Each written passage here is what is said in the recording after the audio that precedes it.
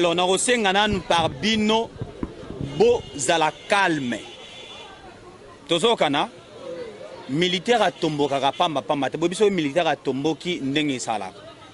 Na kosenga bino nanu bozala kimia. Mais pona likambo yango ndenge touti kosolola na ba responsable ya patrimoine. To sursoir nanu makambo etali ba démolition, OK?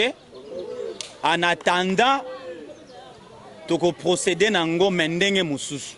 Bozo kanga mais eloko fo boyeba. Bozana kat ya domaine présidentiel. Olandi pona kosala likambo to même pona kotonga ndaku il faut kozwa autorisation ya bateau bazo kamba domaine wana. Tozolanda ata oza militaire kozala militaire elobi te koza likola mibeko te elobi bongo te. Pona kosala likambo il faut kozwa autorisation ya ba oyo baza kokamba parce que ba oyo ba tiepe awa ezaka ba konza l'état nde basala ni nde batie bango. Ba constitution ezo salama awa oui même ngala lobi ke ba longola ba magasin ba boutique nyonso za on a pona nini parce que on n'arrive pas à contrôler tout le monde. Sur soir non makamwana bako buka binote mais boye ba que vous êtes appelé ya kokende un jour parce que eza na site présidentiel.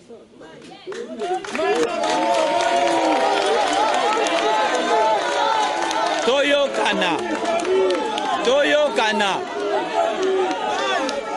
kana na lobby. Na lobby que Toyo kana. Na lobby que bocha na mitu na bino, vous êtes censé de partir un jour parce que eza site présidentiel. Mais na zape contre ba papa na bino, to ba maman na bino, to ba ndeko na bino, oyo aebi ke ngalo kwa na women na daipen, ale pesinga droit na banda ko chaka n'importe qui. Non. Ba koyo ko banda ko chaka n'importe qui te. Biso daipen o to kolaka, to yebaka kuluna te na daipen. Mais lelo ba kuluna ba komi na daipen. Nyonso wana eza pona nini? Bao bazo uta masina, bazo uta wapi, bazo uta soki wapi, ale bango nyonso daye ba mtu ba komi soki basali ba crime kuna ba komi ko kima koto na nsele. Na lobi boye ba que vous êtes censé yakoye ba que place bofandi d'une manière illégale. En attendant to régulariser procédure, ça va? Mais makamako buka to sursoir, OK? Na lingi bo tomboka te. Ça va? Na lingi bo tomboka te.